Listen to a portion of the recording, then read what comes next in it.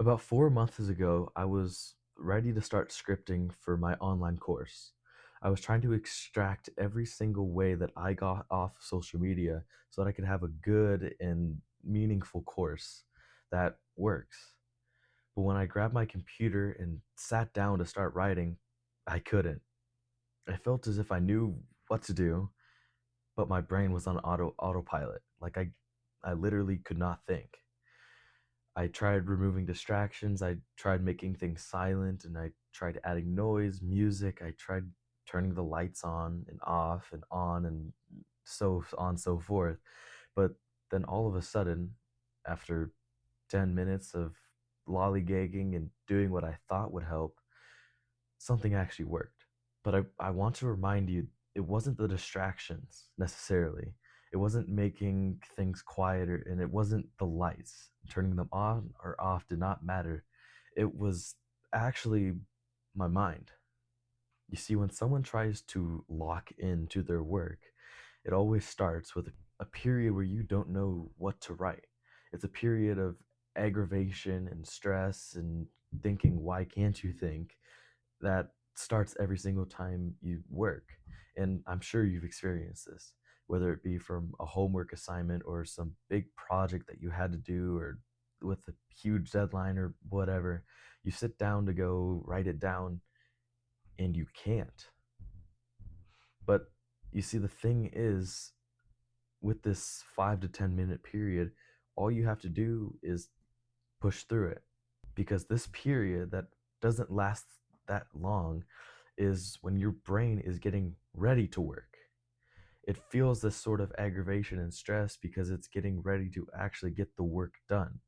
Because just as someone would warm up in the gym, your brain needs to warm up for the work. And after that, after this wall or period of time, you will start to experience a flow of deep work where you can actually get ideas and start writing down or doing whatever you actually need to do. Now, if you want to continue this thing that you're working on, you need to make a reachable goal. Now, for example, let's say you have 3 homework assignments. You should make a goal to finish at least one and make it significant. I want you to make this goal that is insignificant bigger in your head than it actually is. If you say, like, I have 3 homework assignments, but if I just get this one done and only this one, I am happy with myself.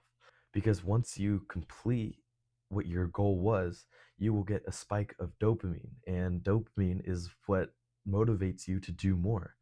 And being it motivates you, it will cause you to lock in to more of your actual work. And now, thirdly, when locking in, the more success you have with this thing, the more willing you are to do it. And you'll be more focused on that thing as well. But usually, the most difficult part of this is finding the significance in your work. Because I know for a fact that when people try to do homework, they don't see any type of significance into it.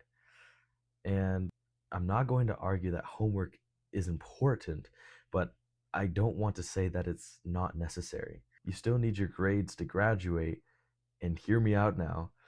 What if that became your significant part for doing your homework? What if the only significant part of doing your homework was that you could graduate? Well, now you know that that's a reason that you should do your homework so that you can get out of school. Now, you can implement this into all aspects of work in your life.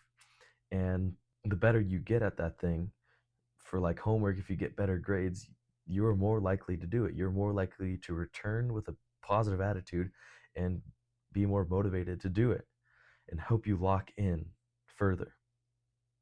Now, the last thing to help you lock in is when you're working or have work to do, you should generally stop all things that are more fun than your work. Because when you do other things like gaming, watching TikTok, Instagram, TV, those things are more fun than doing homework. But the thing is, they will suck you in for hours at a time. But you see, if you were to cut those things out, there wouldn't necessarily be anything more fun than your work. Now, I am telling you to get rid of all your distractions, and because they are stopping you from locking in. If you truly want to lock into whatever you're trying to lock into, you need to get rid of those bad habits that are sucking you in. And these bad habits that are sucking you in are also just making you feel garbage, anyways. No one who spends hours on TikTok or Instagram comes back and says that I feel great that I did that. So please get rid of those bad habits. And after implementing all of these things, like getting over the barrier of hard work, creating goals, getting more success in your work, and making your work the most fun thing to do, you have learned exactly how to lock in. And I want to thank you for listening and stay positive.